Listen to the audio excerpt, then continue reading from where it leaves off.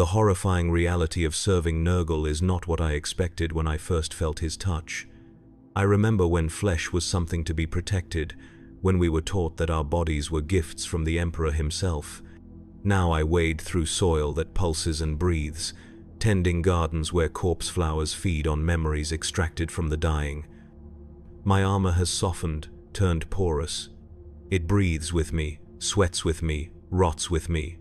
The garden stretches before me, forests of giant toadstools releasing clouds of spores that dance like golden motes in green-tinged light. I once believed the Great Father's gift was freedom from pain, an escape from death through resilience. But as I extract the progenoid glands from our fallen with hands that can no longer feel, I wonder what if this eternity of rot and bliss is not liberation, but the cruelest prison of all. The memory surfaces like a bubble in a swamp, rising slowly through layers of time and rot until it breaks upon the surface of my consciousness with a gentle pop. That bubble held a fragment of who I was.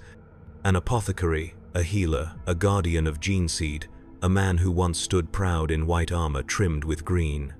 How foolish that pride seems now as I wade through the garden, my feet sinking ankle deep into soil that pulses and breathes. The first signs came after Istvan. Not the cough that plagued so many of my brothers, but something subtler, a numbness in my fingertips as I worked to extract the progenoid glands from our fallen. I blamed it on exhaustion, on the toxic atmosphere of that blood-soaked world. I still believed I served the Emperor then, still believed in the purity of purpose that had been instilled in me since my initiation as an Astartes of the Death Guard. I remember standing over a brother whose skin had turned the color of spoiled milk, inserting my narthecium with hands that could no longer feel the delicate instruments I wielded. The gene seed must be preserved, I told him as he breaded, died. He smiled at me through split lips, his teeth visible through the holes that had opened in his cheeks. "There are other seeds being planted, Brother Malchus," he whispered. I did not understand then. I could not comprehend what blossomed within us all. The Great Father had already marked us, chosen us, loved us. We who sought to escape death through resilience were being offered a greater gift, a truer form of immortality than even the Emperor had promised. Not the cold, sterile immortality of duty and sacrifice, but the warm, moist eternity of rot and rebirth. The garden stretches before me now, a landscape of impossible contradictions. Forests of giant toadstools release clouds of spores that dance like golden motes in the green-tinged light. Lakes of bubbling filth give birth to laughing Nurglings that splash and play before burrowing into the bloated corpses that float upon the surface. In the distance, a mountain of flesh rises, its slopes dotted with pustules that weep glowing ichor. And everywhere, the buzzing of flies forms a constant, soothing choir that whispers of the Great Father's love. I cannot recall how long I have tended this particular patch of the garden. Time has no meaning here. The chronometers in my armor failed long ago, their mechanisms clogged with the same fluids that now course through the tubes and pipes that were once part of my life support systems. Now they carry different gifts, different nutrients. My armor and I have become one, not in the way the tech priests of Mars once taught, but in a truer, more intimate communion. The ceramite has softened, turned porous. It breathes with me, sweats with me, rots with me. My assigned plot grows corpse flowers, their petals the color of bruised flesh, their stamens crowned with tiny skulls that gnash microscopic teeth. They feed on the memories I offer them, memories extracted from the dead and dying that occasionally wash up on the shores of the lake of filth that borders my domain. Imperial guardsmen, Eldar rangers, orc boys, even the occasional space marine from chapters I once called brother or foe. All are welcome in the garden, all contribute to its growth. Today I find a new arrival half submerged in the muck. A space marine, his silver armor blackened with burns and punctured in a dozen places, an iron hand. I kneel beside him and see that he still lives, though barely. His enhanced physiology struggles against the cocktail of diseases that have already begun to claim him. His augmetic left eye sparks and whirs as it tries to focus on my face. "Traitor!" he spits, though the word bubbles through the blood that fills his mouth. I smile, feeling the stretched skin of my face crack like old leather. There is no betrayal in the garden, brother, only acceptance. I place my hand, swollen and green with rot, upon his chest. Through the shattered ceramite, I can feel his twin hearts laboring, such strength, such determination. The Great Father values these qualities. They make the eventual surrender all the sweeter. I bring you a gift, I tell him, unscrewing a vial from my belt. The glass has long since dissolved, replaced by a translucent membrane that pulses slightly as the liquid within shifts and changes color. It will ease your pain. I embrace pain. The iron hand growls. It is the forge upon which my will is tempered. I nod, appreciating his devotion even as I pity his ignorance. Pain is indeed a teacher. I agree. But it is a limited one. It can only teach you to endure. The Great Father teaches us to transcend. I pour the contents of the vial into the wound in his chest. The liquid, thick and yellow as pus, seems to move with purpose, seeking out the damaged organs within. The iron hand gasps, his back arching as the gift takes hold. His remaining human eye widens, then relaxes as understanding blooms within him. "What is this?" he whispers, wonder replacing hatred in his voice. "The first blessing," I tell him, "the removal of fear, the acceptance of what all men know but refuse to embrace. That death is not an end to be fought, but a transition to be welcomed." He stares at me, and I see the reflection of myself in his augmetic eye. My face is barely recognizable as human. My skin has the green-brown coloration of advanced necrosis, pulled tight over a skull that has grown and distorted. Horns of bone protrude from my temples, curving back along my head like a crown. My eyes have sunk deep into their sockets, glowing with a pale yellow light. My mouth, now lipless, reveals teeth that have fused into ridged plates better suited for grinding vegetation than tearing meat. And yet, there is no revulsion in the Iron Hand's expression, only curiosity, only dawning acceptance. "The pain," he murmurs, "it's changing." "Yes," I nod. "It is becoming something else, something more honest. Pain is merely the denial of death, brother. Accept death, embrace decay, and pain transforms into its true nature." "Which is?" His voice grows faint as the gift spreads through his system. "Pleasure," I whisper, leaning close so that my fetid breath washes over his face. "The pleasure of surrender, the joy of acceptance, the bliss of knowing your place in the great cycle." A tremor runs through the Iron Hand's body. A sound escapes him, half groan, half laugh. His armor, already compromised, begins to change. The metal softens, takes on a greenish hue. Tiny mushroom caps sprout from the joints and seams. His flesh and his wargear entering communion with each other and with the garden soil upon which he lies. "What is happening to me?" he asks, but there is no fear in the question, only wonder. "You are being remade," I tell him. "As I was remade, as all who enter the garden are remade. The Great Father sees the potential in you, the strength that can be turned to his purpose. You will serve him as you once served your emperor, but with greater joy, greater purpose." "The emperor," the Iron Hand murmurs. "The emperor protects." "The emperor promises only war without end," I correct him gently. "Only duty and sacrifice and pain. The Great Father offers acceptance, peace, a place in the eternal cycle of decay and rebirth." The Iron Hand's eyes close, but his lips curve in a smile. "I feel them," he whispers, "moving inside me, so many of them. So hungry, so happy."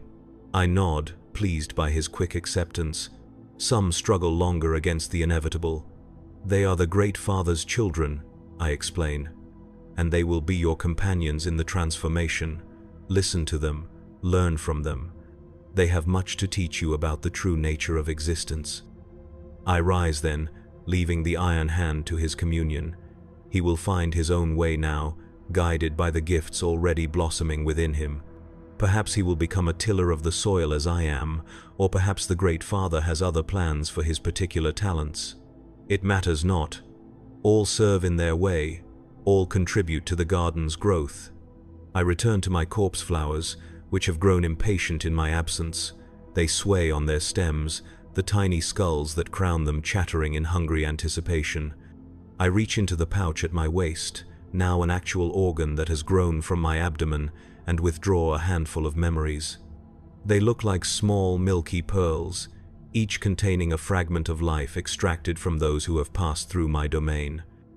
With gentle care, I press these pearls into the waiting mouths of my flowers. They accept my offering with delicate nibbling motions. As they feed, they excrete a thick, fragrant nectar that I collect in the chalice that was once my narthecium. This nectar is precious, a distillation of experience and emotion that the Great Father values highly. It will be added to his cauldron, contributing flavors and textures to the ever-evolving plague that is his greatest work. The work satisfies me in a way that my duties as an apothecary never did. Then, I fought against death, seeing it as failure, as defeat. Now I understand it as essential, as sacred. The dead feed the garden feeds the dead. The cycle is perfect, unending, beautiful in its simplicity.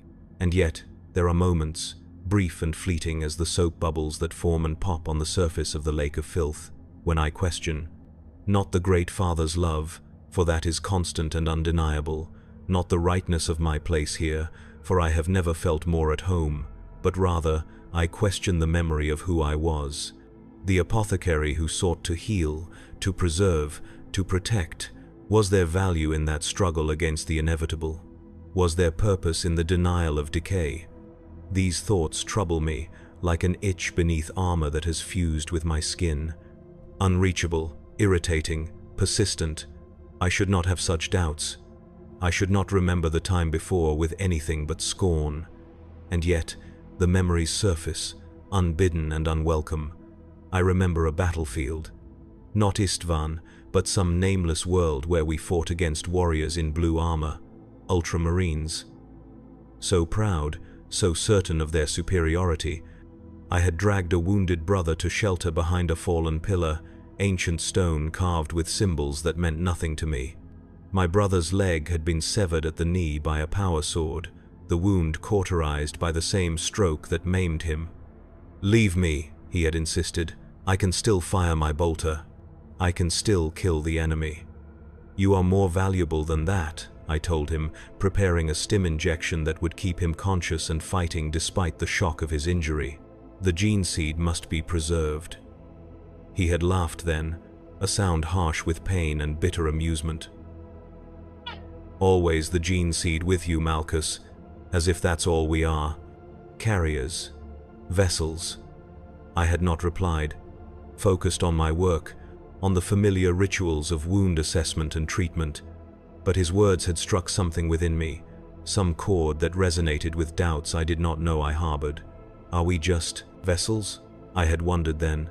Vessels for gene seed, for the Emperor's will, for the Primarch's ambition? Now I know the answer. We are vessels indeed, but for something far greater, far more honest than the cold purpose the Emperor designed us for.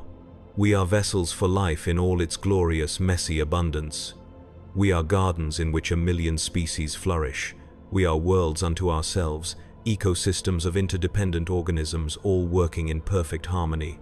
The Iron Hand's transformation has progressed rapidly. Already he sits up, examining his changing body with fascination rather than horror.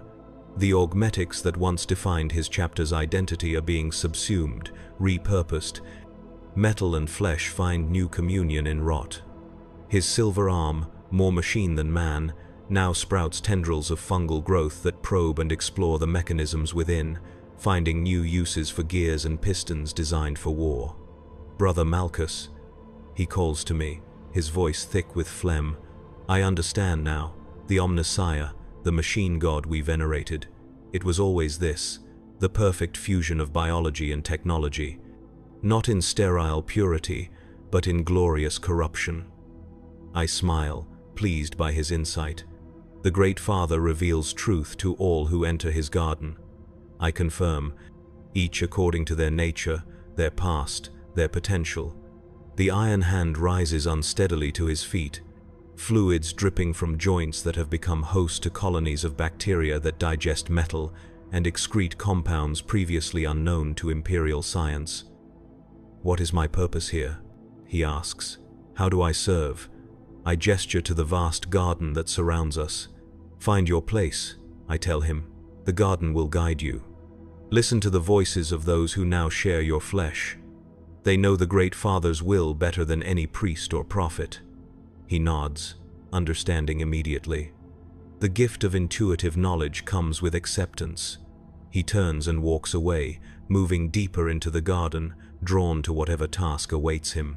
I watch him go with a sense of satisfaction. Another brother welcomed into the fold, another vessel filled with the Great Father's blessings. I return to my work, to the tending of my plot and the harvesting of nectar. The corpse flowers have finished their meal and now enter a brief dormancy, their petals folding inward, their stems curling into tight spirals. Soon they will bloom again, larger and more vibrant than before, nourished by the memories they have consumed. While I wait, I walk the perimeter of my domain, checking for incursions or anomalies. The garden is peaceful, but not static. It changes constantly, responding to the Great Father's whims and to the influx of new material from real space. Occasionally, warriors of the Imperium or other powers manage to breach the barriers between dimensions and launch attacks upon the garden. These are dealt with swiftly, the invaders overwhelmed not by military force but by the garden itself, by the very air they breathe and the ground upon which they tread. At the edge of the lake of filth, I find something unusual. A small object half buried in the muck, its surface gleaming with an unnatural cleanliness that stands out starkly against the prevailing decay. I reach down and lift it, curious. It is a medallion, a simple circle of some silvery metal that resists the corruption that should be overtaking it. Etched upon its surface is a symbol I recognize from my past life. The prime helix, the emblem of the apothecary. I stare at it, feeling that itch again, that unwelcome doubt. The medallion was mine once, worn beneath my armor as a reminder of my oaths. Oaths to preserve life, to honor the gene seed, to serve the Legion and through it, the Emperor. Oaths I have broken. Oaths I have transcended. I should cast it back into the lake. I should watch it sink beneath the surface of that bubbling cesspool, watch as even its resistant metal is eventually claimed by the Great Father's blessing. Instead, I close my fist around it, feeling its edges press into the soft flesh of my palm. "A keepsake, Brother Malchus?" a voice inquires, wet and gurgling like a drain choked with organic matter. I turn to find a plague marine standing at the edge of my plot. His armor, once the same proud green as my own, has darkened to the color of a week-old bruise. His helmet is gone, revealing a face that has collapsed inward, the skull seemingly dissolved, leaving a cavity filled with writhing shapes that occasionally peek out through the holes where his eyes and mouth should be. Festagog. I greet him, recognizing my old battle brother despite his transformation. "What brings you to my humble plot?" He gestures with a hand that has split along the fingers, each digit now a writhing tentacle tipped with a hooked claw. "The Great Father sends his regards," Festagog burbles. "He is pleased with your work, with the quality of the nectar you produce. The memories you harvest have a particular sweetness that he finds nostalgic. I should feel pride at this commendation. Instead, I feel a cold weight in my chest, as if some part of me that should have rotted away long ago has instead crystallized into something hard and unyielding. "I serve as I always have," I reply carefully, "to the best of my ability." Festagog's head tilts, a curious gesture given the fluid nature of what passes for his face. "Do you, brother? Do you truly serve as you always have?" There is danger in this conversation, I realize. Danger in the doubts that have taken root in me like one of the Great Father's blights. I force a smile, feeling the stretch and crack of my desiccated lips. "The methods change," I say. "The purpose remains. Life, death, rebirth. The cycle continues." Festagog makes a sound that might be laughter, might be the collapse of internal organs. Well said, apothecary. Well said indeed. He steps closer, the ground squelching beneath his heavy tread. The Great Father has a gift for you, a new strain, newly cultivated, with unique properties he believes will complement your particular talents. From a pouch that pulses and throbs at his waist, Festagog withdraws a small, glistening organ that resembles nothing so much as a human heart that has been turned inside out, its chambers and vessels exposed. It beats with a slow, deliberate rhythm, each pulse sending droplets of black ichor spattering onto the ground. Plant it at the center of your plot, Festagog instructs. Nourish it with the nectar you harvest. It will grow into something magnificent.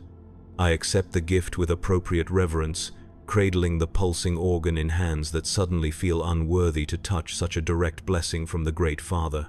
What will it become? I ask. Festagog's approximation of a face shifts into what might be a smile. That depends on you, brother, on the care you provide, on the memories you feed it, on your devotion to the Great Father's work. With that, he turns and departs, moving through the garden with the ponderous grace of all plague marines. I watch him go, the heart beating steadily in my hands, the medallion still clutched in my fist. 2 objects, 2 symbols, 2 paths, the past and the future, duty and devotion, preservation and decay.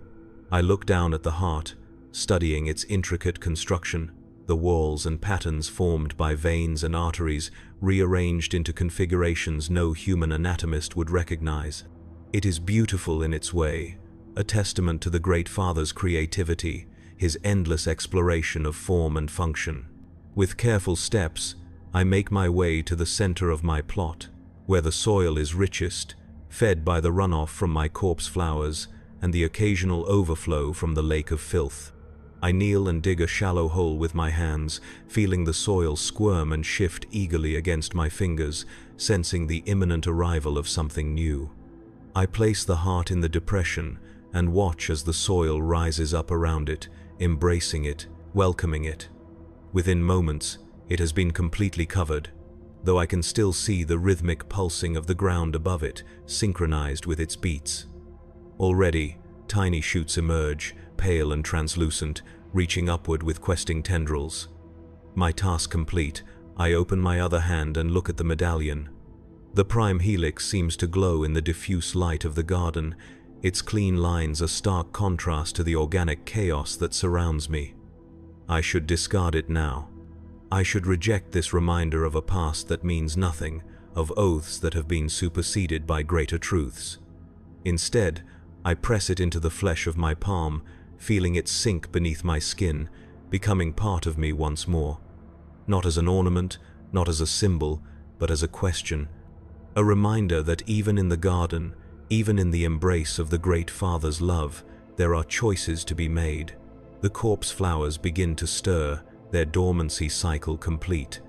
I return to them, ready to harvest the next batch of nectar, to continue my service to the Great Father. But as I work, I feel the medallion within my flesh, a small, hard certainty in a world of endless, mutable possibility. And for the first time since I entered the garden, I wonder if there might be another path. Not back to what I was, for that is impossible, but forward, toward something neither the Emperor nor the Great Father has envisioned, something of my own choosing. The thought is heresy, the thought is freedom, the thought is a seed, planted alongside the Great Father's gift, growing in secret, waiting to bloom. I tend to my flowers and I wait as the garden grows around me, as the cycle continues, as death feeds, life feeds death, eternal and unchanging, and yet change is coming. I can feel it in the soil beneath my feet, in the air that fills my rotting lungs, in the medallion that pulses like a second heart within my flesh. Change is coming, and I will be its vessel. I am not the only one who tends the garden, far from it. The realm of the Great Father is vast beyond mortal comprehension, a dimension unto itself that reflects its master's boundless creativity and endless appetite for new forms of life and death. My plot is but one of millions, each with its own tender, its own purpose, its own unique contribution to the whole.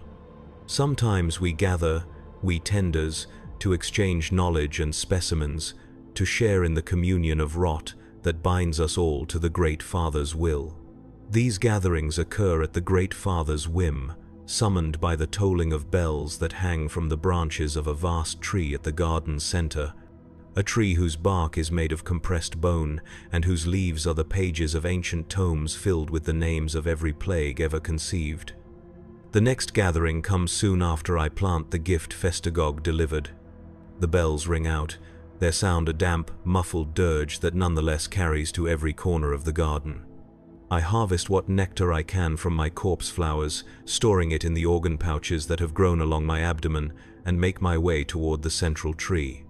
The path shifts and changes as I walk, the garden rearranging itself at the Great Father's command to facilitate our convergence. What begins as a winding trail through fields of mushrooms becomes a causeway spanning a bog of liquefied flesh, then a tunnel through the ribcage of some titanic beast whose organs still function, pumping gases and fluids through systems that should have failed eons ago. I emerge finally into a vast clearing dominated by the great tree.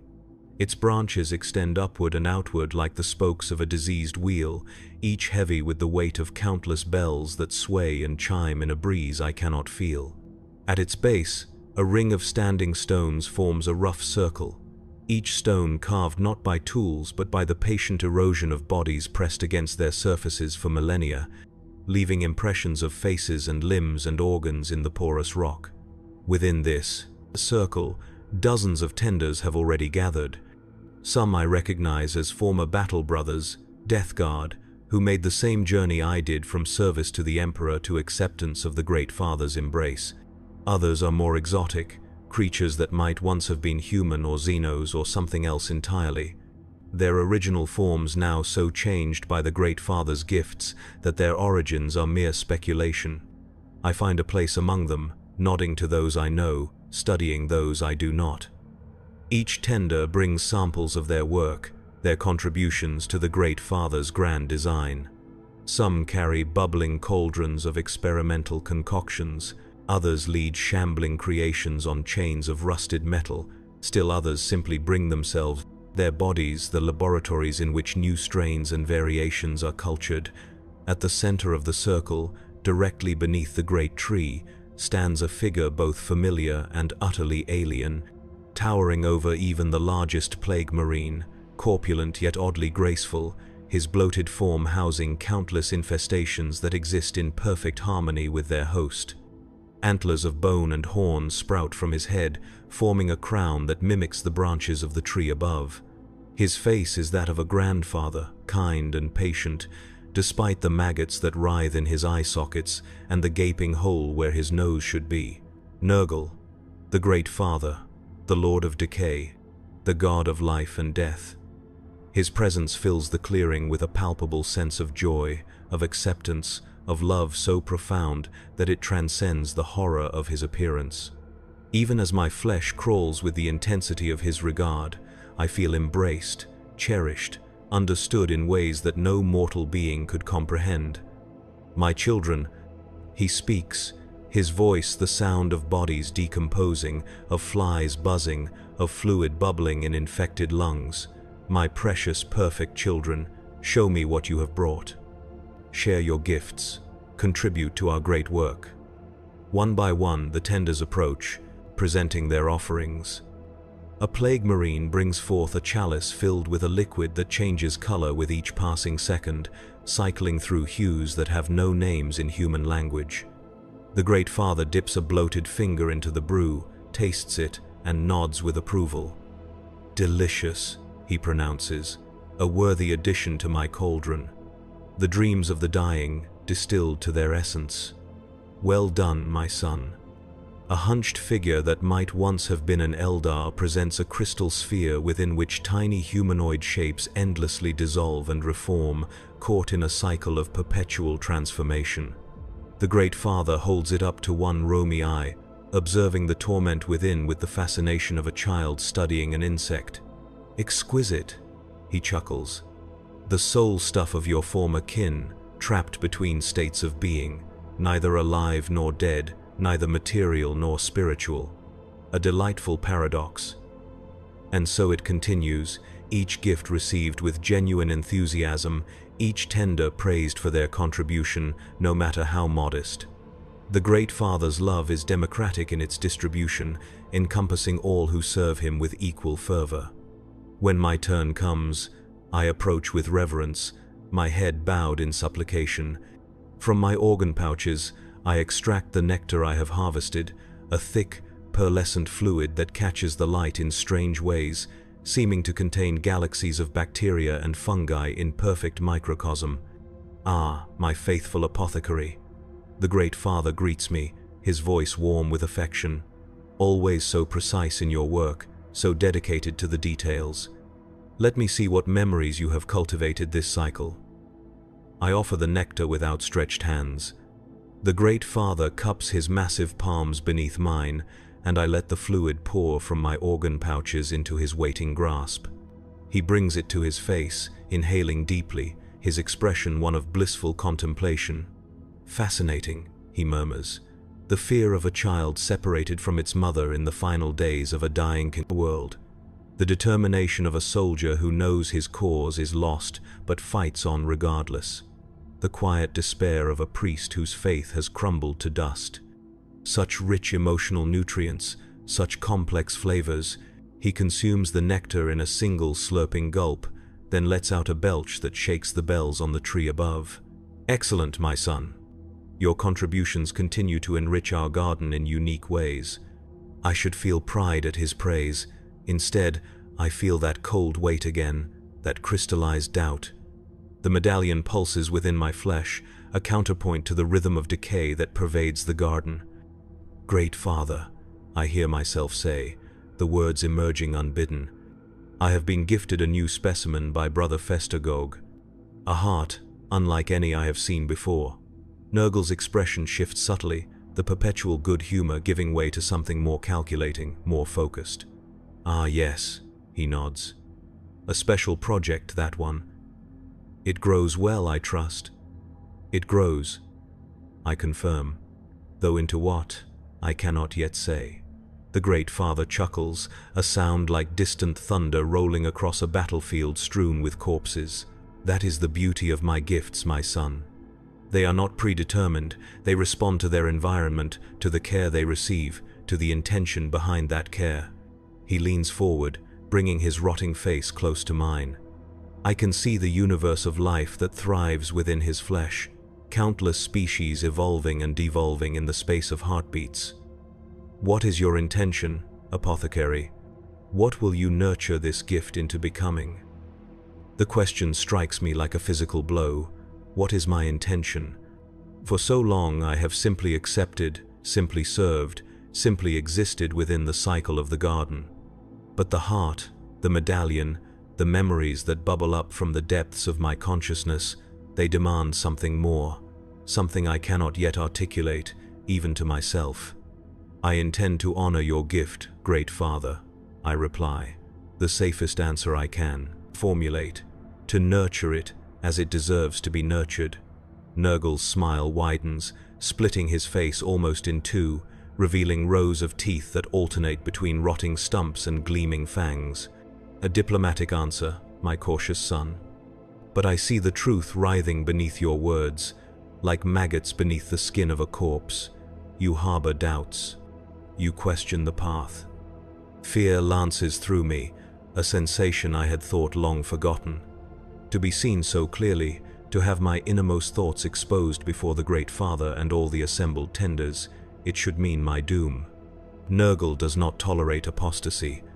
The garden has no place for those who reject his gifts. And yet, the Great Father's smile does not falter. If anything, it grows more genuine, more affectionate. Do not fear, my apothecary. Doubt is natural, doubt is healthy. Doubt is a form of decay, breaking down certainty to make room for new growth.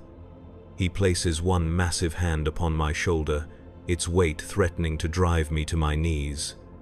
I would not have chosen you for this gift if I expected blind obedience.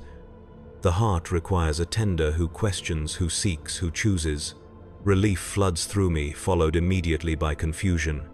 Then, the gift is a test? Everything is a test, my son. Everything is an experiment. Everything is an opportunity for growth and change and discovery. The Great Father straightens, addressing not just me but all the assembled tenders. That is what the followers of the false emperor never understood. They seek stasis, preservation, the denial of death and decay. But in that denial they reject life itself. For without death, without change, without the breaking down of the old, how can the new emerge? How can life flourish? Murmurs of agreement ripple through the gathering. The Great Father's words resonate with the fundamental truth of the garden, with the cycle that underlies all existence. And yet, the cold weight remains within me, the crystallized doubt, the question that will not be silenced. If change is essential, if transformation is the only constant, then what am I transforming into? What lies beyond the acceptance that has defined my existence in the garden? What new form awaits me if I follow this path of questioning to its conclusion? The Great Father's gaze returns to me, and I know that he reads these thoughts as easily as a mortal might read words on a page. Go, tend to your plot, nurture your gift. He instructs me. Follow where it leads you. That is all I ask of any of my children. With that, he dismisses me, turning his attention to the next tender in line. I back away, bowing low in respect, then turn and make my way out of the circle, past the standing stones with their impressed faces, back toward the path that will lead me to my plot. But as I walk, I feel the eyes of the other tenders upon me, some curious, some jealous, some suspicious. I have been singled out by the Great Father, marked for some special purpose. In the complex ecology of the garden, such distinction can be both blessing and curse. I quicken my pace, eager to return to the relative safety of my domain, to the heart that grows there, to the questions that await answers. The path shifts and changes around me, responding not to the Great Father's will this time, but to my own urgency. The garden attunes itself to the emotions of its inhabitants, a living reflection of our collective psyche. By the time I reach my plot, I am running, though from what or toward what, I cannot say. The corpse flowers sway in agitation as I pass, sensing my disturbance. The soil beneath my feet seems to pulse more rapidly, as if the heart I planted has accelerated its beating in response to my return. And indeed, when I reach the center of my plot, I find that the heart has grown exponentially in my absence. What was a small, inverted organ has become a pulsing mound of tissue the size of a space marine's torso. The pale shoots that had just emerged have developed into thick, ropey vines that spread outward in all directions, intertwining with the stems of my corpse flowers, burrowing into the soil, reaching toward the diffuse light that permeates the garden. I kneel beside this new growth, studying it with the analytical eye of an apothecary. The vines are not simply vegetative matter, I realize. They are veins and arteries writ large, carrying fluids that range from clear plasma to thick, dark blood. The mound itself pulses with multiple rhythms, as if several hearts beat within it, slightly out of sync with each other. And most strangely of all, the entire structure emits a sound, not the expected thump of heartbeats, but a whispered chorus of voices, too faint to make out words, yet carrying emotional resonance that washes over me in waves. Sorrow, joy, anger, peace, all mingled together in a symphony of feeling that bypasses my ears and resonates directly in my mind. I reach out a hand, hesitating just above the pulsing surface of the growth.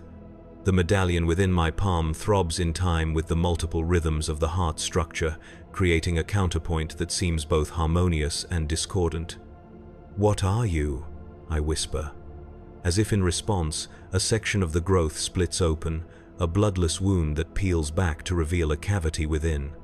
The interior glistens with moisture, lined with structures that resemble the villi of a human intestine, but far larger and more complex.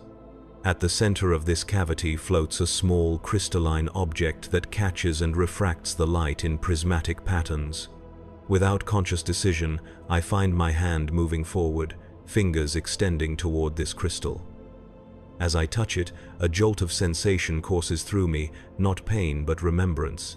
Memories cascade through my mind, not the stolen fragments I harvest from the dying, but my own experiences, long buried beneath layers of acceptance and transformation.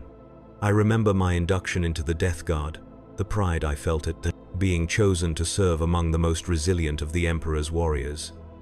I remember the first time I saved a battle brother's life, my hands steady as I extracted shrapnel from his primary heart and restarted it with a controlled electrical pulse. I remember Mortarion, our Primarch, tall and grim and purposeful, exhorting us to be stronger than pain, than fear, than death itself. And I remember the betrayal, not as a grand, mythic moment, but as a slow, insidious process of rationalization and compromise, the gradual acceptance of tactics we would once have condemned as dishonorable, the subtle shifting of loyalty from the distant Emperor to the present and demanding Primarch, the whispers of new gods who would reward rather than exploit our sacrifice. I pull my hand away from the crystal, gasping as the flood of memories subsides. The cavity closes, the growth sealing itself seamlessly, returning to its pulsing, murmuring state. But something has changed. The medallion in my palm burns not with heat but with clarity, a point of absolute certainty in the mutable chaos of the garden. I rise to my feet, my mind racing. The heart is not just a new specimen, not just another of the Great Father's creations. It is a mirror, a catalyst, a key to something locked within me since my transformation.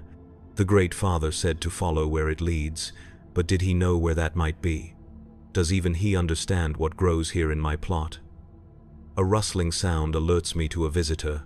I turn to find one of my corpse flowers has detached from its stem and slithered toward me, moving on petal feet with surprising speed.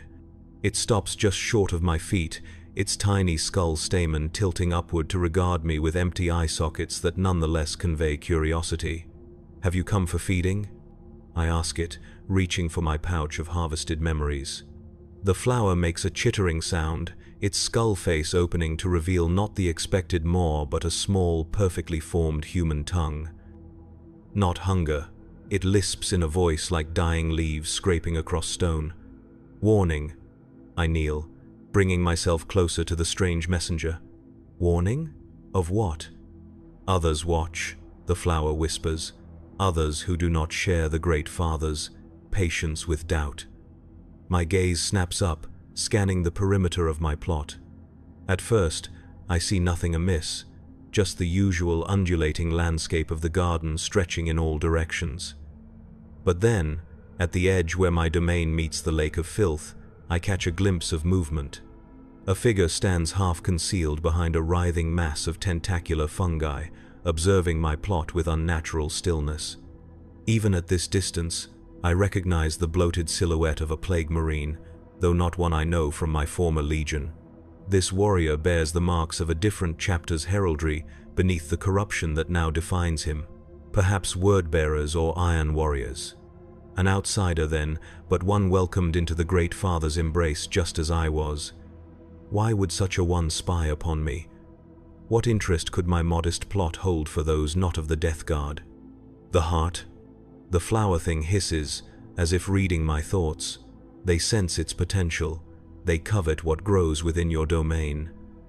I look back at the pulsing mound, considering, if others can sense the power of this growth, then it is indeed something unusual, something valuable, something worth protecting. "Thank you for the warning, little one," I tell the flower. "Return to your sisters. Continue your work." The flower chitlers once more, then slithers away, leaving a faint trail of nectar that quickly absorbs into the eager soil. I remain kneeling, considering my options. I could confront the Watcher, drive him from the borders of my territory.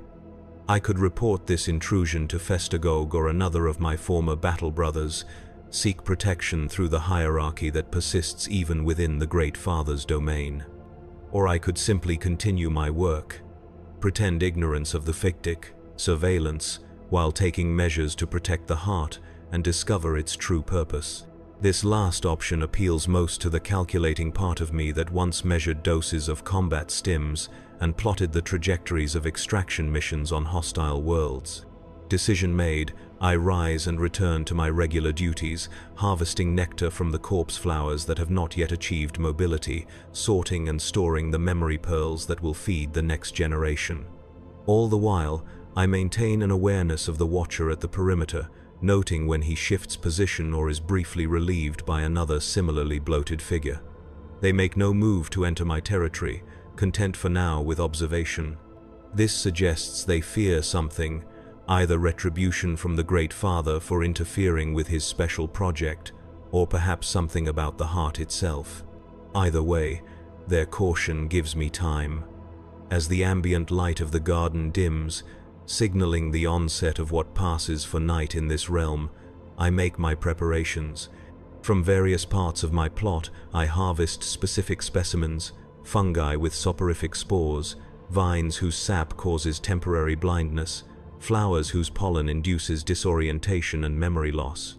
These I arrange strategically around the central mound, a series of defensive rings that will not harm a determined intruder, but will significantly impede them. Then I turn my attention to the heart itself. It has continued to grow throughout the day, the vines now extending to the very edges of my territory, creating a network that pulses with fluid and information. I kneel beside the central mound once more, placing both hands upon its surface. "Show me," I whisper. "Show me what you are." The growth splits open again, the cavity revealing the floating crystal at its center. This time, I do not hesitate. I plunge my hand into the moist interior and grasp the crystal firmly. The flood of memories is even stronger than before, threatening to overwhelm my broad consciousness. But I am prepared now, my mind structured to channel rather than resist the flow. I see myself as I was, as I became, as I might have been. Multiple timelines, multiple possibilities. In one, I remain loyal to the Emperor, dying on Istvan at the hands of my own brothers, my gene seed forever lost. In another, I embrace Nurgle's gifts fully, becoming not just a tender of the garden but a champion of decay, a living vector for the Great Father's most virulent creations. In yet another, I find a middle path, neither loyal nor corrupt, but something new, something unprecedented. The crystal pulses in my grasp, growing warmer, more insistent. It wants something from me, some decision, some commitment. The medallion in my palm throbs in counterpoint, creating a dissonance that borders on pain. Choice. It all comes down to choice. Not fate, not destiny, not even the will of gods, but the simple, terrible freedom of choice. "What do you want from me?" I ask the crystal, my voice echoing strangely within the cavity. Images flood my mind in response, a battlefield strewn with the dead and dying of all species, all factions, a laboratory where twisted parodies of Astartes gestate in fluid-filled tanks, a throne room where a withered corpse sits forgotten, its psychic light dimmed to near extinction. A garden where nothing grows but a single, perfect rose, blood-red and eternal. Symbols, metaphors, possibilities.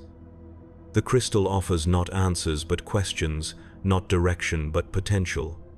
It is a tool, I realize, not an oracle, a means of focusing and amplifying my own will, my own intention. And suddenly I understand what the Great Father meant. He did not give me this heart as a test of loyalty or as a reward for service. He gave it to me as an instrument of change, because even gods can grow stagnant in their patterns. Even the Lord of Decay can become predictably cyclical, even eternity can become boring. I am to be the variable in his great experiment, the unforeseen element, the catalyst for something new.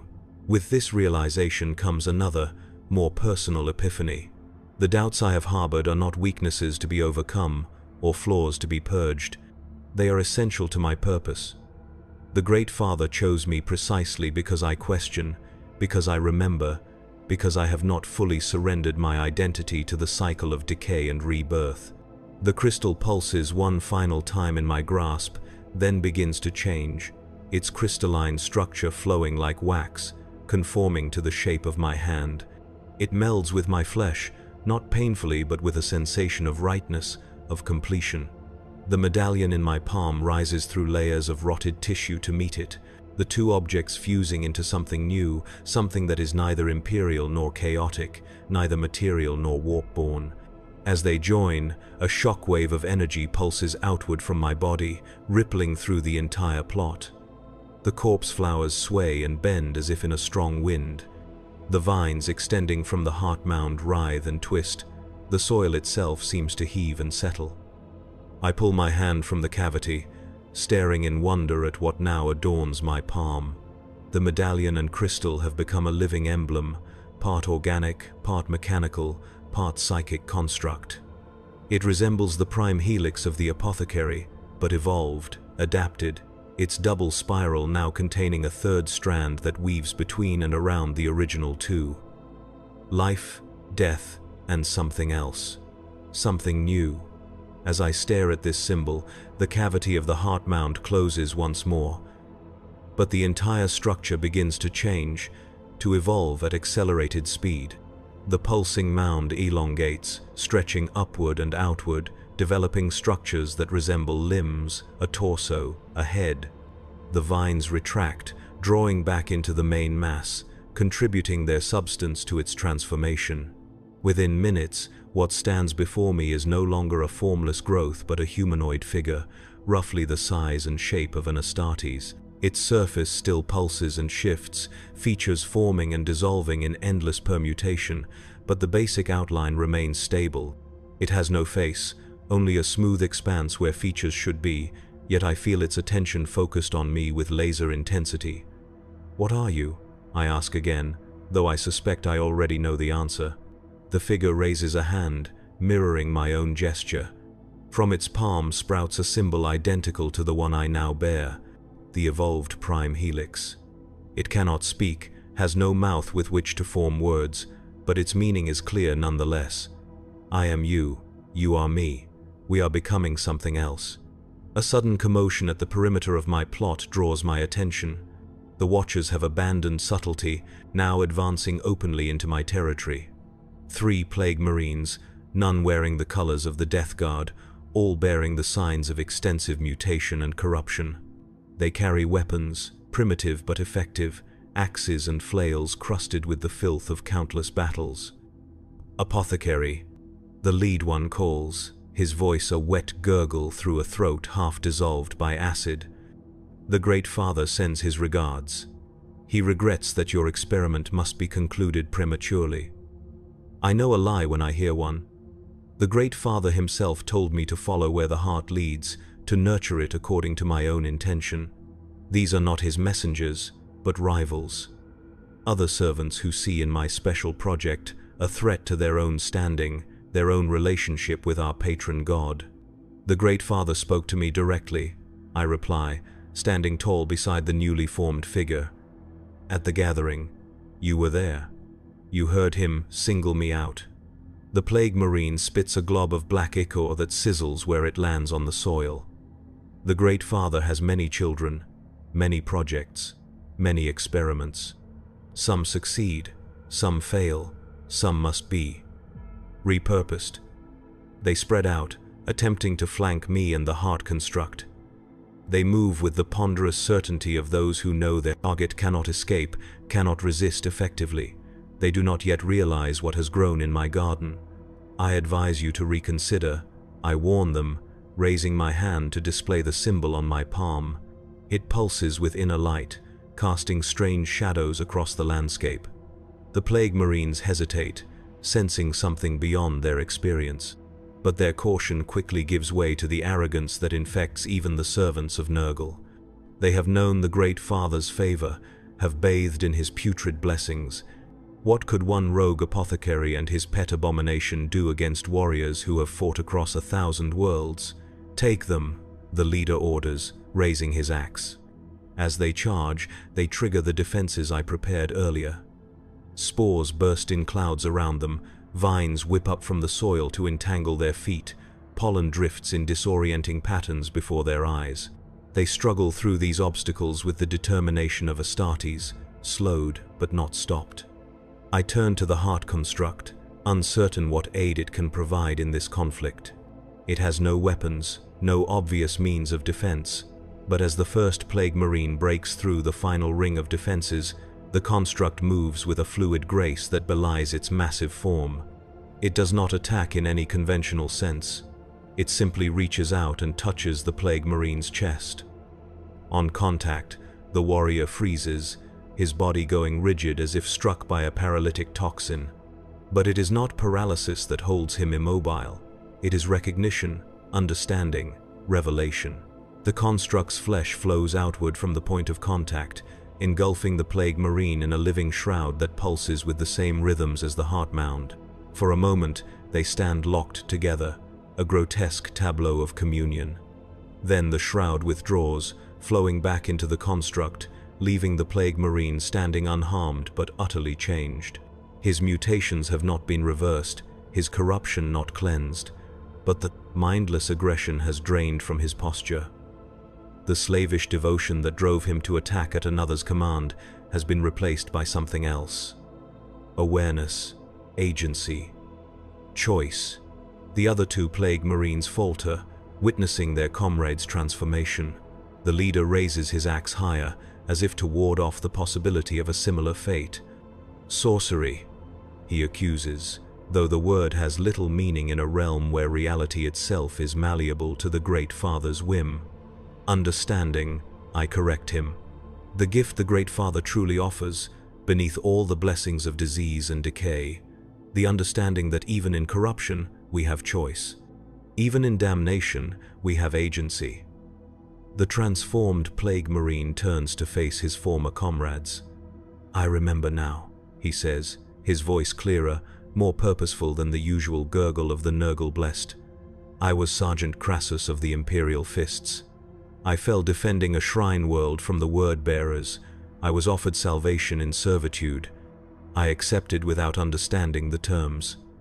The lead attacker takes a step back, confusion and fear warring with anger on his half-melted features. "The Great Father's blessing is salvation enough," he insists. "His love is all we need." "His love is genuine," I acknowledge. "But love without choice is not love. It is consumption, absorption, the erasure of self. Even the Great Father knows this, in his way. Why else would he cultivate such variety in his garden? Why else would he allow us to retain fragments of our former selves, our former lives?" The heart construct steps forward again, reaching toward the second Plague Marine. This one tries to fight, to swing his flail at the approaching figure, but the weapon passes through the construct's form as if through water, causing momentary disruption but no lasting harm. Then contact is made, the living shroud envelops, the communion occurs. When it withdraws, another transformed warrior stands beside the first. This one straightens, his spine cracking as it attempts to recall the proud posture it once held. "Codicea Vornax," he introduces himself. "Alpha Legion, though I served the Emperor in truth until the end. I died on Talan, poisoned by my own brothers when my loyalty was discovered. The Great Father found my soul drifting in the warp and offered me continuation. I accepted, not understanding that continuation is not the same as life. Only the leader remains now, his axe trembling in his grasp, his courage evaporating in the face of something beyond his comprehension. The Great Father will not allow this," he stammers, "this defiance, this perversion of his gifts." "It is not defiance," I explain, stepping forward to stand beside the heart construct. "It is evolution, growth, change, the very principles the Great Father embodies. Stagnation is the province of the false emperor, remember. The denial of death, the rejection of transformation. If we truly serve the Lord of Decay, we must ourselves be willing to decay, to break down, to become something new." The leader looks from me to the construct to his transformed comrades, searching for some weakness, some flaw in the argument. Finding none, he resorts to the final refuge of the faithful. "Heresy," he spits. "Heresy against the god of plagues himself." I laugh then, and the sound surprises me. Not the wet, bubbling chuckle of a Plague Marine, but something clearer, more reminiscent of the man I was before. Heresy implies orthodoxy, I point out. Chaos, by its nature, cannot have orthodoxy. That is its strength and its weakness, its power and its vulnerability, its blessing and its curse. The heart construct extends a hand toward the final plague marine. He raises his axe to strike, but doubt has crept into his stance, into the set of his shoulders. The blow, when it comes, lacks conviction. The axe embeds itself in the construct's shoulder, causing a wound that immediately begins to close, the weapon absorbed into the transforming flesh. Then contact is made, the shroud envelops, the communion begins. But this one fights the revelation, rejects the understanding. Within the cocoon of living tissue, I can see him thrashing, struggling against the truth being offered. When the shroud withdraws, he falls to his knees, not transformed but broken, not enlightened but shattered. His mind could not reconcile what he was shown with what he believed. His identity, already fragmented by corruption, has been dealt a blow from which it cannot recover. Some are not ready. The former imperial fist observes. Some cannot bear to remember. I nod, understanding all too well. Memory is a burden and a gift. I agree. For too long, we have allowed the Great Father's blessings to submerge our pasts, to drown our identities in the sea of his boundless affection. But in doing so, we have become less than we were meant to be, less than he intended us to be. I kneel beside the broken plague marine, placing my hand with its living emblem against his forehead. Rest now, I tell him. Rejoin the cycle. Perhaps in your next incarnation you will be ready to carry the weight of remembrance. Under my touch, his form begins to dissolve, not in the usual manner of decay, but with strange elegance, each cell separating from its neighbors and floating away like spores on the wind. Within moments, nothing remains but his armor, empty and purposeless without a bearer. I rise and face the heart construct and the two transformed plague marines. We have little time, I tell them. The garden will have felt this disturbance. The Great Father will know what has transpired here. Will he oppose us? The former Alpha Legionnaire asks. I do not know, I admit. The Great Father's mind is not like ours. His purposes are both simpler and more complex than we can comprehend. He may see this as a betrayal or as the natural evolution of his gifts. He may destroy us or elevate us. We cannot know until we face him. And if he destroys us? The former Imperial Fist asks. I smile, feeling the stretch of atrophied muscles. Then we return to the cycle. But we return with our choices intact, with our agency affirmed. That is no small victory in a universe where gods and mortals alike are slaves to fate and circumstance. The heart construct, silent until now, produces a sound. Not speech, not laughter, but a harmonic resonance that vibrates through the soil beneath our feet, through the air around us, through our very flesh. It is communication on a level more fundamental than words, conveying intention and emotion with perfect clarity. Readiness, determination, hope. I nod in acknowledgement. Yes, I agree. It is time. Time to show the Great Father what his gift has grown into. Time to offer him a choice of his own. Together, we begin the journey toward the center of the garden, toward the great tree with its bells, toward the circle of standing stones where the Great Father holds court. The path shifts and changes around us, but not in the usual manner. Instead of reflecting the garden's chaos, it straightens, becomes more direct, more purposeful. As if the realm itself recognizes that something unprecedented is occurring and wishes to witness the outcome. As we walk, I feel the medallion crystal in my palm pulse with increasing urgency. It senses the magnitude of what we attempt, the audacity of approaching a god not in supplication but in communion, not as servants but as partners, not as vessels but as agents. The former Imperial Fist and Alpha Legionnaire flank me, their massive forms still twisted by corruption, but now bearing themselves with renewed purpose, with reclaimed identity. The heart construct leads the way, its form continuing to evolve with each step, becoming more defined, more individuated, though still fluid and mutable. And behind us, spreading outward from my plot, a wave of transformation moves through the garden. The corpse flowers uproot themselves, following in our wake. The soil writhes and shifts, forming patterns that mirror the emblem on my palm. Even the lake of filth begins to change, its surface clarifying, the corpses that float upon it rising, animated not by mindless undeath but by remembered purpose. The garden is awakening, not to destruction, not to rebellion, but to consciousness, to choice, to the third path that lies between stagnation and chaos, between preservation and decay. The path of purposeful transformation, of evolution guided by intention rather than chance or destiny. We are the catalysts, we are the spark, we are the beginning of something that even the gods have not foreseen. And as we approach the great tree, as its bells begin to toll in recognition or warning, as the ground shakes with the footsteps of daimonic guardians rushing to intercept us, I feel no fear, only certainty, only purpose. Only the weight of choice freely made and fully embraced. The Great Father awaits. The conversation that will reshape the garden, perhaps reshape the warp itself, is about to begin. And I, once a simple apothecary of the Death Guard, now stand at the cusp of a transformation more profound than any I have witnessed in all my long existence. I am Malchus. I remember. I choose. I become. And the garden trembles with anticipation. The journey to the center of the garden is not without resistance. As news of our approach spreads, various denizens of Nurgle's realm move to intercept us. Not all are hostile.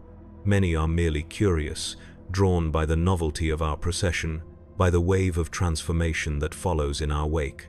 They watch from the edges of the path, these blessed of the Great Father, their rotting forms swaying in rhythm with the harmonic resonance emitted by the heart construct.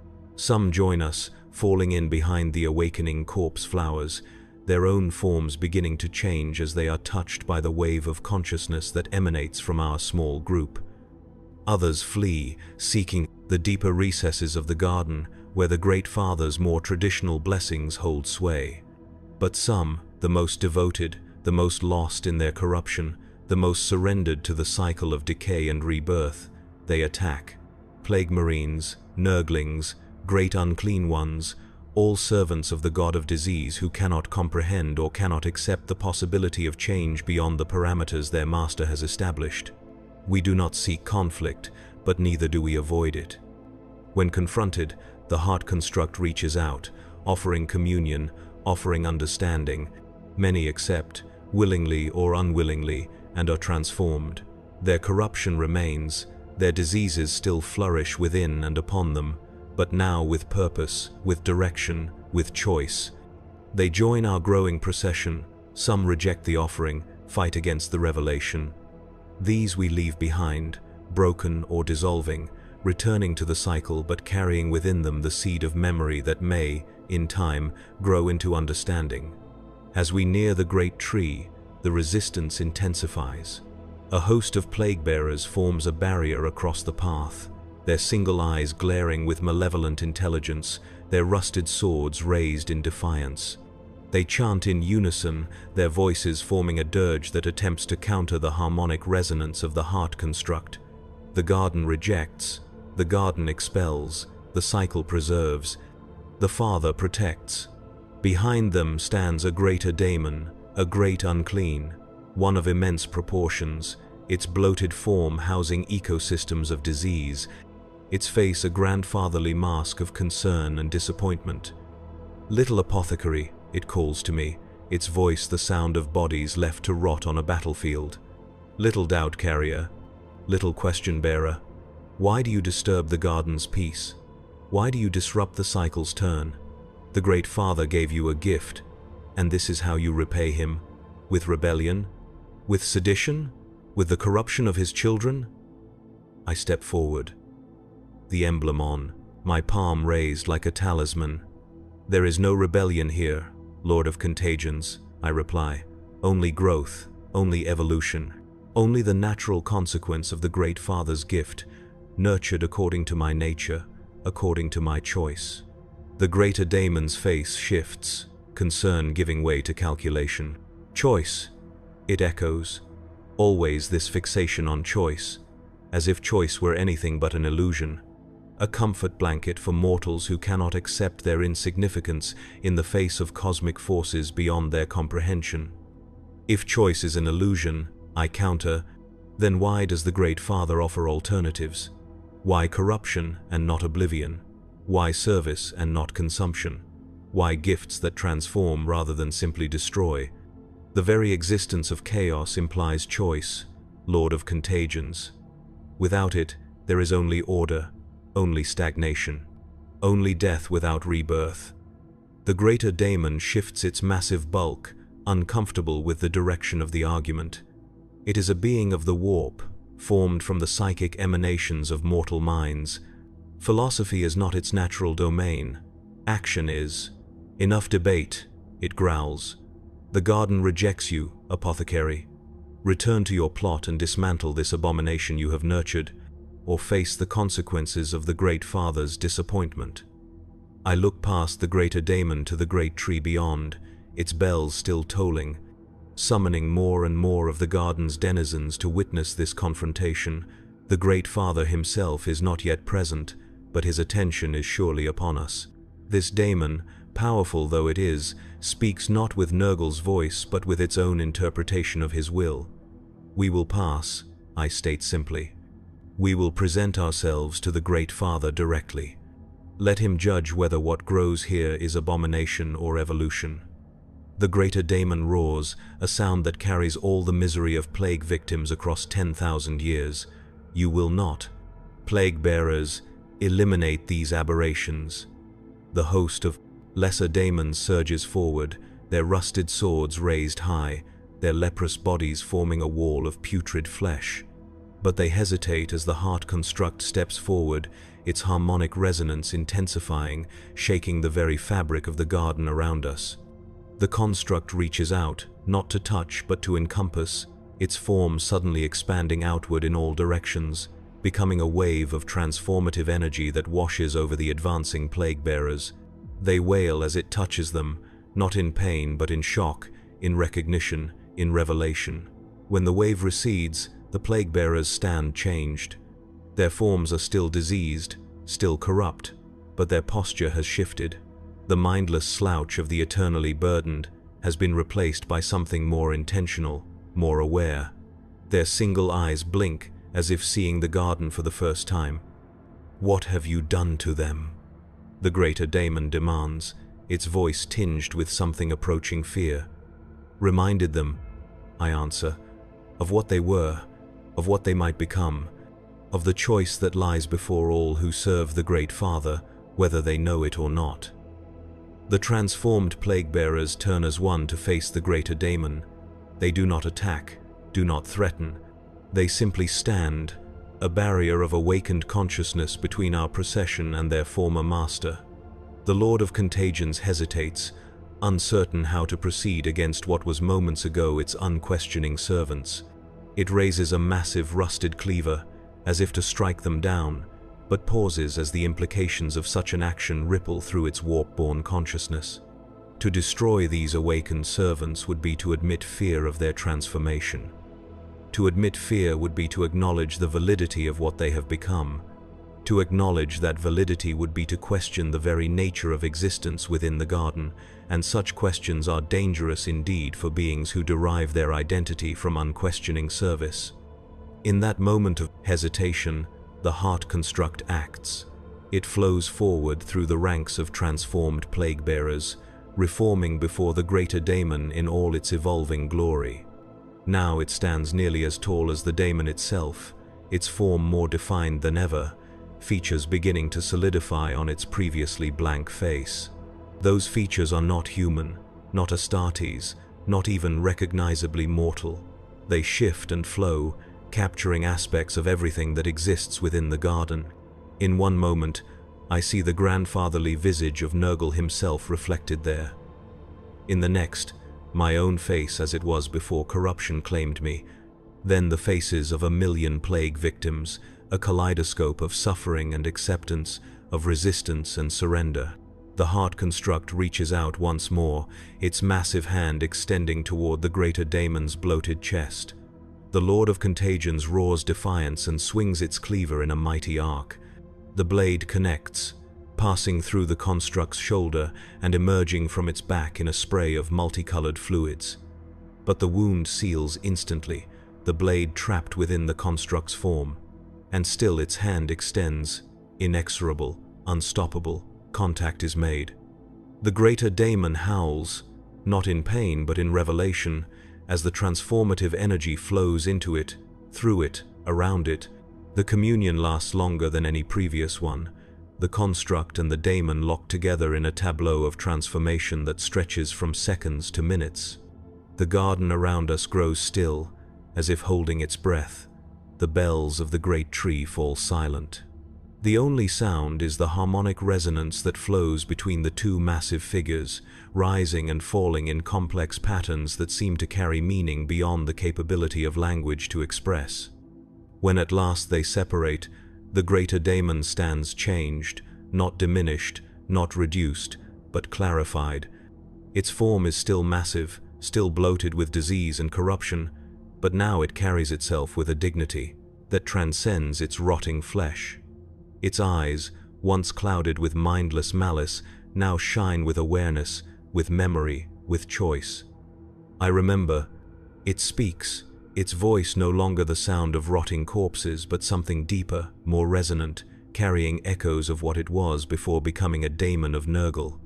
I was Magos Biologus Septimus Drach of the Adeptus Mechanicus. I sought to understand and control the diseases that plagued humanity. In my pride, I believed I could master Nurgle's domain through science, through knowledge. I was wrong.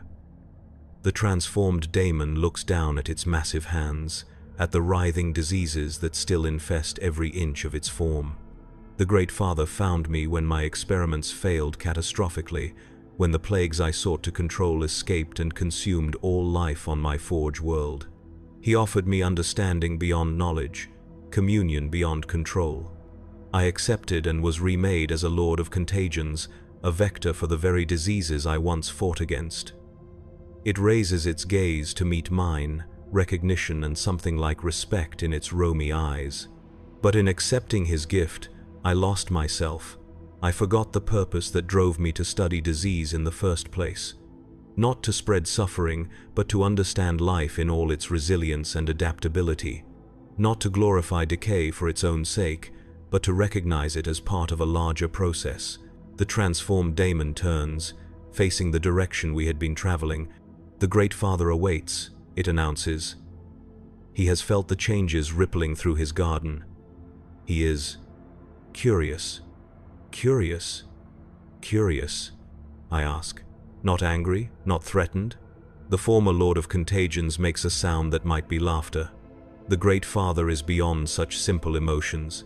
He is decay and rebirth personified. Change is his domain as surely as it is Tsienchi's, though he expresses it differently. The Great Father does not fear transformation. He embodies it. With the greater daemon now at the vanguard of our procession, the remaining resistance melts away. The denizens of the garden part before us, some fleeing, some watching with wary curiosity, some joining the growing wave of consciousness that flows in our wake. By the time we reach the circle of standing stones that surrounds the great tree, our small group has become an army of the awakened. The clearing is empty when we arrive, the stone circle standing silent sentinel around the massive trunk of the tree. Its branches extend upward and outward like the skeleton of some vast cosmic being, the countless bells hanging from them now still and quiet. The air feels charged, expectant, as if the garden itself awaits what comes next. We do not have to wait long. A ripple passes through reality, a distortion that makes my enhanced vision blur and refocus. Then he is there, seated upon a throne of compressed bone and rotting vegetation at the base of the tree. Nurgle, the Great Father, the god of disease, the Lord of all. His massive form dwarfs even the transformed greater daemon, his bloated body a universe of corruption, his face a mask of grandfatherly concern and genuine curiosity. He studies our procession with eyes that have witnessed the rise and fall of civilizations, that have seen the birth and death of stars, that have observed the endless dance of decay and rebirth since before time had meaning. My children, he greets us, his voice the sound of life emerging from death, of hope born from despair. My curious, questioning children, what transformation have you brought to my garden? I step forward, the emblem on my palm pulsing in time with the multiple hearts that beat within Nurgle's massive chest.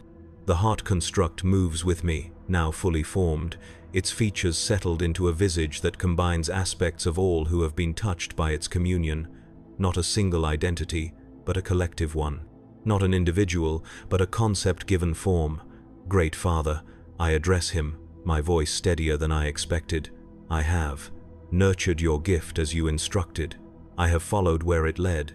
I have discovered what grows when intention guides decay, when consciousness directs transformation, when choice shapes the cycle. Nurgle leans forward, his massive bulk shifting with surprising grace. And what have you discovered, my apothecary? What understanding has bloomed in the fertile soil of your doubt? I raise my hand, displaying the emblem. That even gods may evolve. That even the cycle may transform. That even eternity may find new purpose.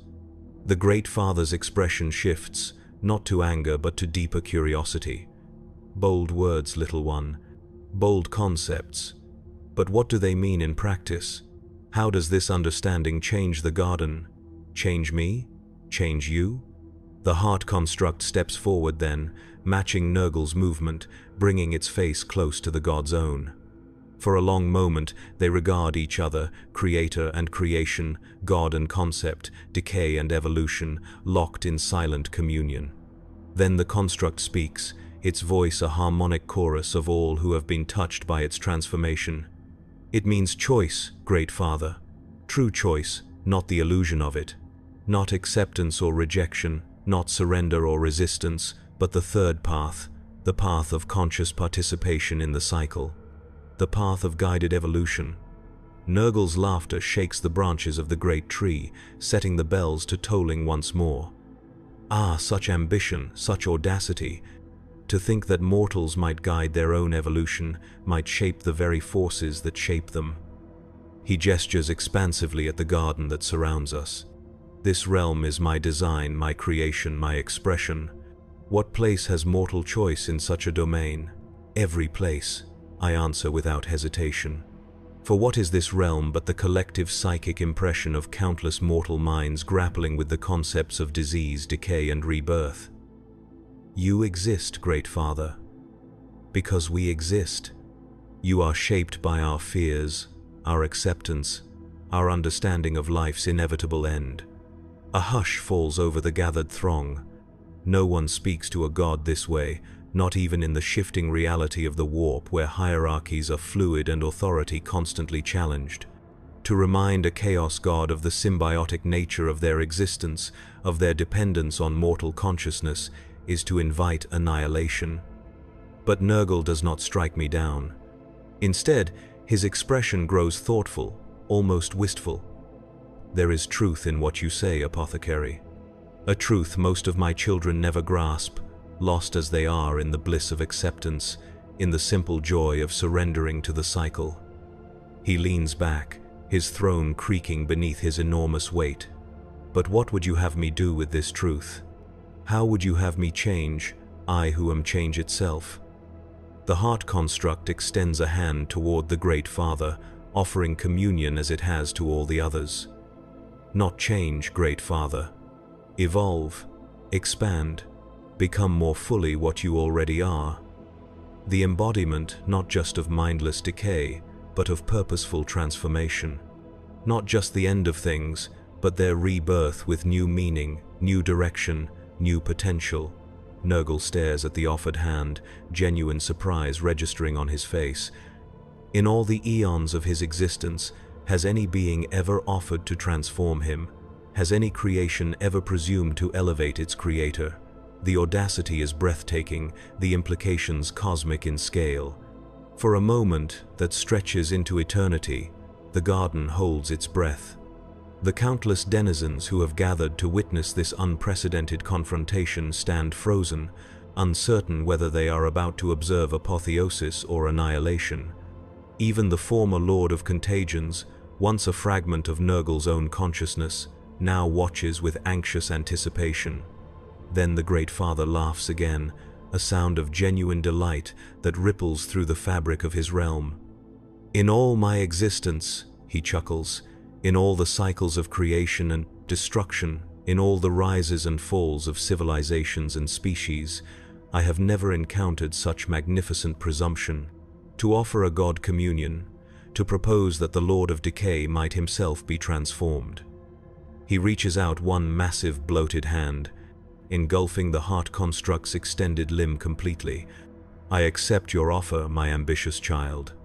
Let us see what communion might bring when it flows both ways, when God and creation exchange understanding, when the cycle itself is admitted to the conversation." The moment their flesh makes contact, a shock wave of power explodes outward from the point of connection.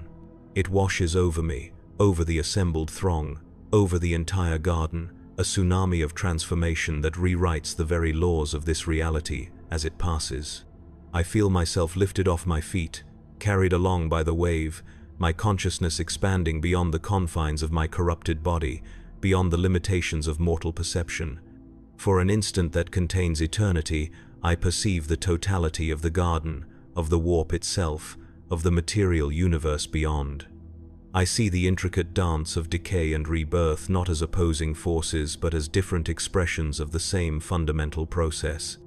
I understand that life and death are not enemies but partners in the great experiment of existence, each giving meaning to the other, each defining the other's purpose. And I see Nurgle not as the grotesque deity of mortal perception, but as a concept given consciousness, a natural force elevated to self-awareness by the collective psychic imprint of countless living beings struggling to understand and accept their own mortality.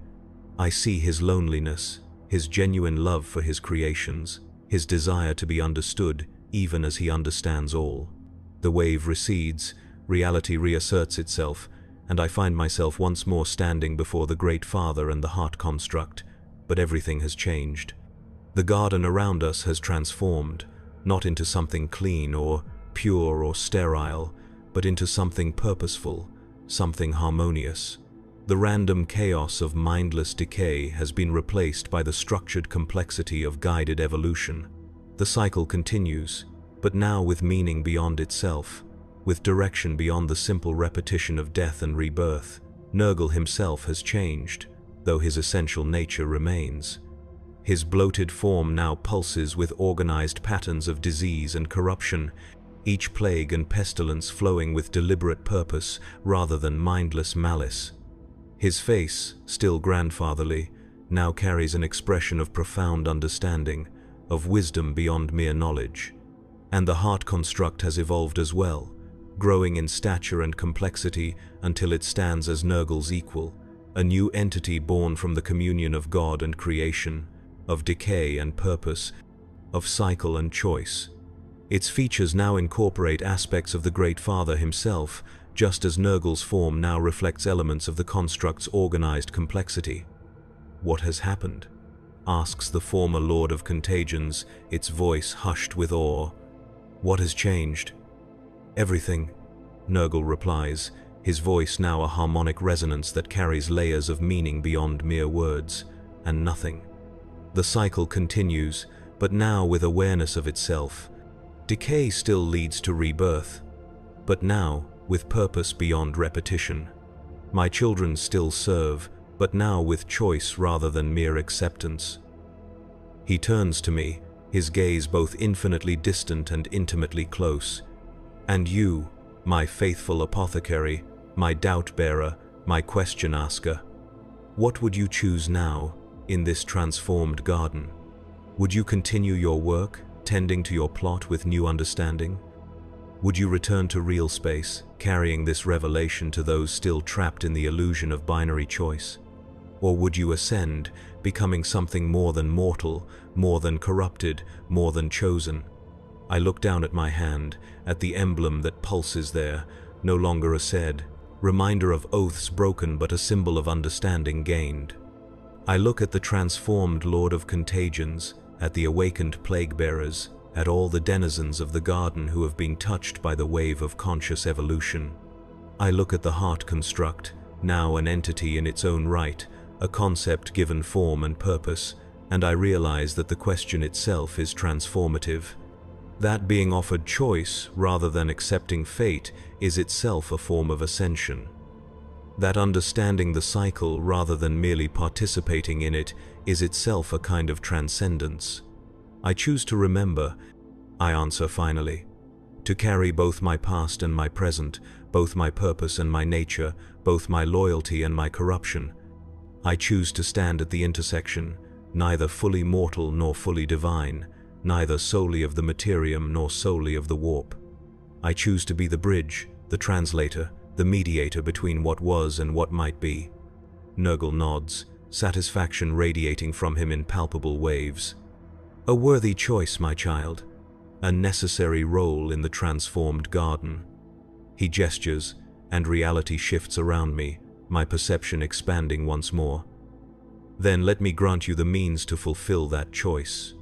The knowledge to understand both realms, the power to move between them, the vision to see beyond the apparent contradictions to the underlying harmony. Power flows into me, through me, around me. Not the mindless corruption of before, not the blissful surrender to decay, but something more refined, more purposeful. I feel my form changing, evolving, becoming something that exists simultaneously in multiple states, multiple realities. Not an apotheosis in the traditional sense, not a damnation in the usual meaning, but a transcendence of those very categories. When the transformation completes, I stand renewed yet still corrupted, enhanced yet still flawed, empowered yet still vulnerable. I am Malchus, once an apothecary of the Death Guard, now a bridge between worlds, between understandings, between purposes. The garden welcomes you in your new role, Nurgle announces, and the materium awaits your return. Carry what you have learned to those who still struggle with false binaries, with illusory choices, with the belief that life and death, order and chaos, preservation and decay are opposed rather than complementary.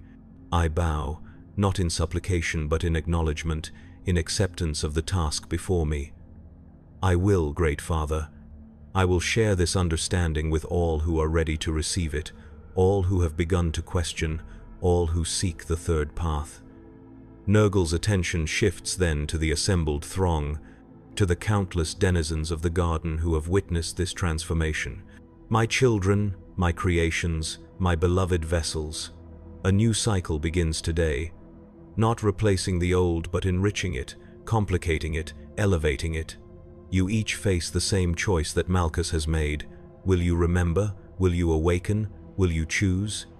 The garden trembles with the magnitude of that question, with the implications of true choice offered to beings who have existed for millennia in the blissful surrender of acceptance.